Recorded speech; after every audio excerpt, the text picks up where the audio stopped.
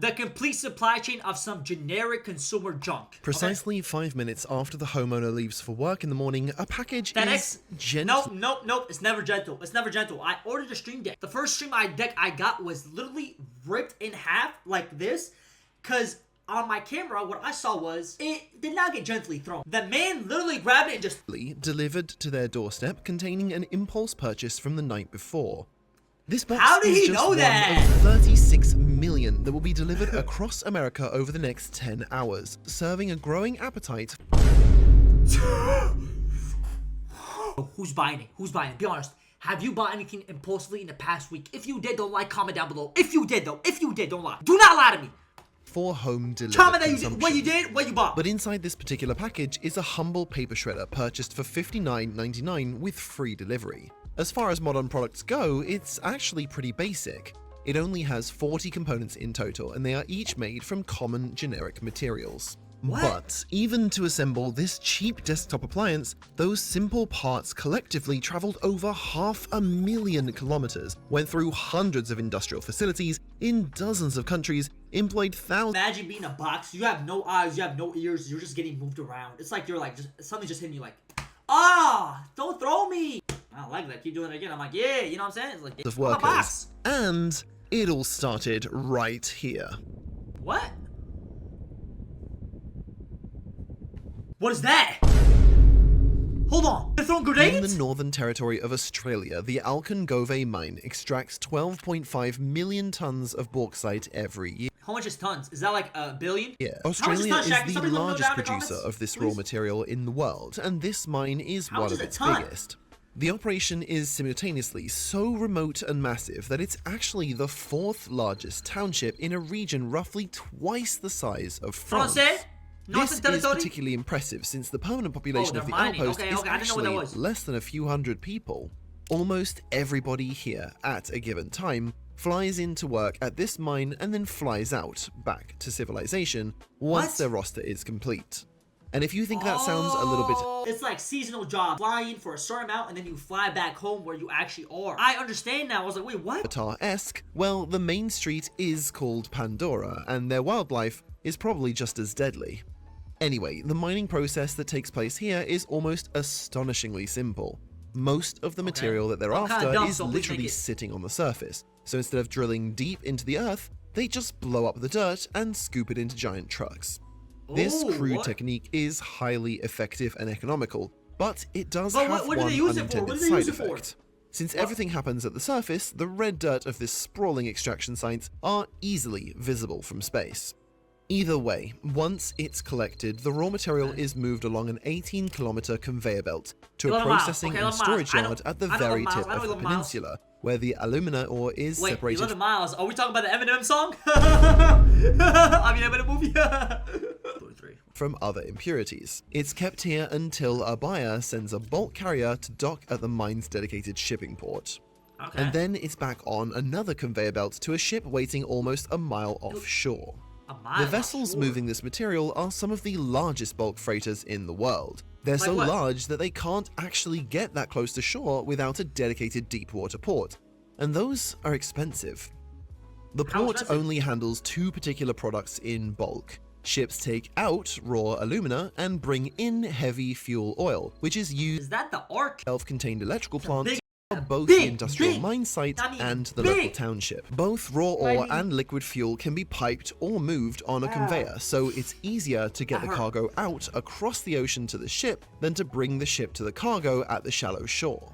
Once loaded, this glorified pile of dirt will start a 3-week journey up the Malacca Strait, through the Indian Ocean, the Suez Canal, and the Mediterranean to end up here on almost exactly the opposite side of the planet. Imagine me stuck on a boat with some stinky men for 3 weeks. I couldn't. I know one of my coworkers smelled like fish the whole time. The fish, he'd rubbing the fish like this. I'm not gonna lie. Now imagine sharing a bed with God. Oh Lord! This Iceland, hold small on. country is blessed with almost unlimited geothermal power, which makes the energy-intensive process of turning raw alumina into refined aluminium very cost-effective and environmentally friendly compared to Iceland? alternative plants that power their operations. There's really no big building. From where I'm at, San Diego, we got like 30 of these buildings. thousands of tons of raw alumina oxide is loaded into massive furnaces and then electrolytically separated into pure aluminium. If you ever did an electrolysis experiment in science class separating out hydrogen and oxygen, the process is almost the same. Only it's done with molten metal instead of water, and the energy requirements are an order of magnitude greater. 1 ton of aluminium takes approximately 15 megawatt hours of electricity. Is that fire? It's burning. To put that into perspective, that would be enough energy to drive a standard Tesla Model 3 over 60,000 miles, or 100,000 kilometers. This plant, on the other hand, smelts more than 1,000 tons every day. The reason it's worth it to ship this raw material halfway across the world is because the energy saving— To be honest, for a dumb guy like me, I don't know if you guys are keeping along. I'm not understanding anything so far. I'm just watching. I'm just watching. I'm gonna keep it back. I'm not gonna try to fix something I'm not. I have no idea what aluminum means. I have no idea what is going on. I don't even understand this concept of this video. I lost the concept of this video. I'm very stupid, as y'all know. I'm very dumb. Of refining aluminium in Iceland with its cheap electricity pay for the increased shipping costs more than 10 times over. Damn. Once this process is completed, the molten aluminium is poured into ingot molds and then stacked into pallets, which can then be loaded back onto the same kind of bulk carrier that delivered the raw materials in the first place. Okay. Normally, these ships are loaded with loose dry goods. Imagine being this guy right here. I don't know, you guys might not see him. Imagine being this guy right here. He'd probably be like, bro, why they recording me, bro? I'm just trying to get my work. Hey, retire after 30 years, get my pension, get out of here. Why y'all got video cameras on me like y'all the feds? 4K, nah, bro, get me out. But they're effectively just big floating boxes. No smoking. If they can safely store. So you're telling me they have to go on a trip for 3 weeks, have literally no service, and they can't smoke? I'm not gonna lie. You're just torturing these poor fellas at this point. You're just torturing these poor fellas. Something in their holds, they can ship it. From there, the next destination, back through the Mediterranean and the Suez, is up to the Chinese city of Foshan. This industrial city center across the bay from Hong Kong and Shenzhen has become a trade hub for raw materials like copper, steel, and aluminium. Vendors like Henan Aluminium Industrial Company will buy these ingots directly from smelting plants and then ship them to their warehouses across the river. These businesses then wholesale these raw ingots, but also turn them into alloyed sheets and plates to be sold at a slight markup to industrial customers throughout southern China. A lot of these products are sold through industrial customers throughout southern China. Hold on. Does she have a hairnet? It's not even a food place. That's not a hairnet. That's a helmet. I'm dumb. My bad. A lot of these products are sold through existing contact networks, but if you're inclined to buy industrial quantities of metal, they also post their wares on sites like Alibaba. That's a lot of money. Although you do need to buy 5 tons at a time, so it should last you a while. The 6061 grade aluminium alloy from Iceland can actually charge a slight premium over regular sheets, because certain suppliers prefer the European manufacturer's quality control and green manufacturing process. That's fire, though. Of course, most manufacturers simply don't care as long as the material gets the job done. So the marketplace between vendors and buyers is fierce. That's actually However, fire. once a deal is made, 30 tons of cylindrical alloy beams are loaded onto a barge and floated another 1,000 kilometers up the Pearl River to a machining plant just on the outskirts of the city of Nanjing. You gotta know. So these guys go wait like literally a year at a time. I'm not gonna lie, I feel bad. Yo, imagine being that dude that just got 3 weeks, right? You're like, oh, I get to rest. I gotta get a hotel. I gotta chill for a bit. Like, nope. You know, next mission, you got 3 more weeks to go, buddy. I would lose my brain cells. Do you understand? I can't stay on sea for 6 weeks, and then you gotta go back 6 weeks again. So that's how much is that? That's literally 4 months! GG's, there and back. It's probably a city you've never heard of, but it's home to nearly 9 million people, and is a major producer of the parts that make the products you interact with every day. What? Okay. Once the beams are unloaded into the factory warehouse, they're loaded into grinding. Gold! Look how much gold that is! Sketch out a basic spoke pattern, and then they're sliced lengthwise to produce hundreds of basic standardized gears. Mechanical parts made out of aluminium are not nearly as strong as those made out of steel, but the lighter weight and easier machinability of this metal makes it very popular for low-stress applications in basic consumer machines. Okay. Once they're machined, the pallets of gears are then shipped back down the river to another buyer who ordered the parts in bulk a month before. At this point, the 1 ton of raw bauxite scraped out of the ground back in Australia has been turned into 5,000 little metal gears. The net material hasn't actually changed that much, apart from a few trace metals thrown in to form an alloy. However, Okay. as unrefined ore, it would sell in China for around $75 a ton.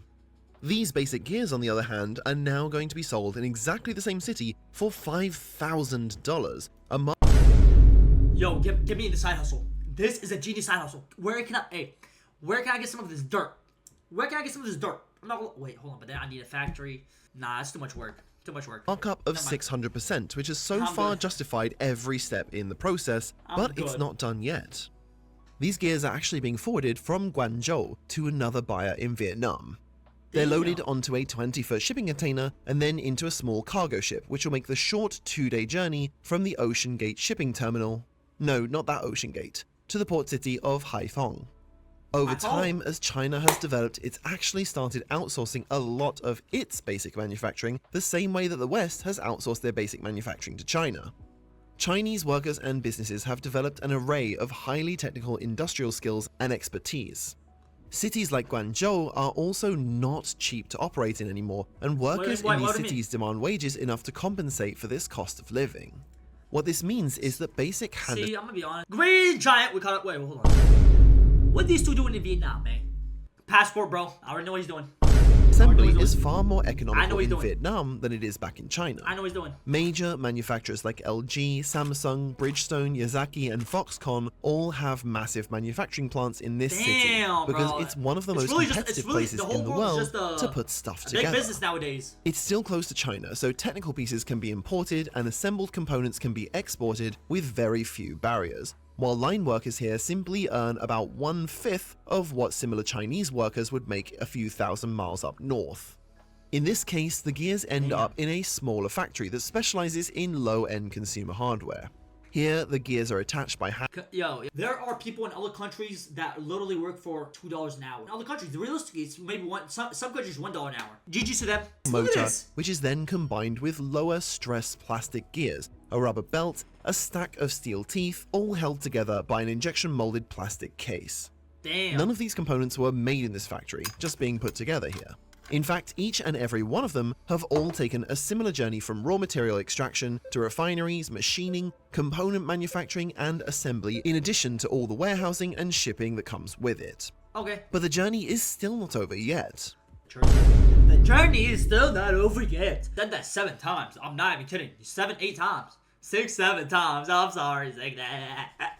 Components have all been It's just assembled, one more time. I but already that know. package back on the doorstep in America didn't contain an EC43515 MCD P4 crosscut electric shredder So basically, he just told us all that for nothing. Because he was just talking about the package. Now the package doesn't even have that. Oh my god. Get on to the point. subassembly. Sorry, It contained a user-ready paper shredder. Most manufacturers don't want to deal with the stress and persnickety requests that come from retail clients. So once this housing is assembled, it's shipped back to China to a warehouse that produces white-labeled consumer products for several retailers across the world.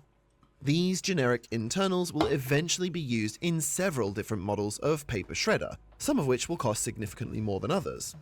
The way it works is that a retailer from a country like America will design a plastic housing to go around the internal components and then sell their model to end users. Oh. In this case, the American retailer Amazon. will work with the Chinese wholesaler to pick some injection molded shapes and colors okay, I which get they this, I think get will this. work with their branding to best appeal to their target consumers in their home market. The Chinese factory produces large batches of these models for a fixed price and will also If you actually understand what this video concept is, let me know. I swear to God, I don't even know what this video is about anymore. I'm just watching it because I'm like, bro, at this point, I gotta make a YouTube video. I'm kind of curious about what's going on, but I'm too stupid to understand. So if you actually understand, can you please let me know down below in the comments? Because I honestly don't get it. work with other suppliers on packaging. Additionally, a printed cardboard box and foam insulation is provided by a supplier in Thailand, and everything Give me the wrap that you could pop. Those are fire. I'm not gonna lie. There was a point in time. Don't judge me. I would order something I want just for the wrap. I said it. I don't care. specially Flame me. I don't compliant care. pallets, which are then placed into a 40-foot shipping container. From there, the Chinese 40 wholesaler and the feet. American retailer use a third-party customs broker who specializes in booking slots on container ships and making sure everything gets through customs at each end with minimal headaches. Okay. Since the boxes containing the paper shredders are not particularly large, heavy, or dangerous, they can be forwarded straight Yo, from bro, this is 2020, man. Come on. the port in Los We're Angeles 2025. to the Amazon inbound 2026 cross-dock in here. a few miles up the road. Trucks constantly drive Is that my address? This man has my address. Wait, that's not my address. Come on. I this don't live in route LA. 24 hours a day, taking Headache, containers my from the bad. dockside to this distribution warehouse in a process called dryage. From this, the containers are unpacked, and individual products are then organized and sent out across the country to strategically placed fulfillment centers where they'll await a midnight impulse purchase. This whole process was just one single branch of a very small basic product tree. That actually is insane. Tracing the origin of every component in this shredder would literally take hours, and that's to say nothing of goods with thousands of far more technical parts. Even this cheap basic appliance, which will statistically only be used about 12 times before being disposed of, travelled many times around the world because that's the cheapest way to do things. Australia has resources, Iceland has practically unlimited energy, China has an unrivaled industrial network, Vietnam has a large cheap workforce, and the USA has insatiable consumers. It's up to you to decide if you think this web of comparative advantage has really made the world a better place. But what it has done is made things cheaper and more convenient. Today, a paper shredder is an impulse purchase, but just 50 years ago, an electronic device like this would have been a family heirloom. If there's one invention above all of that which has made this possible, it's the humble box most of these parts have been ferried around in along the way. So YouTube, thank you so much for watching. We're so close to 20 subscribers. Please subscribe. If you want to watch me live, I'm live every single day on Twitch. The link should be down below, twitch.tv/K1GRM. I love you guys. All right, and I'll see you next video. Bye-bye.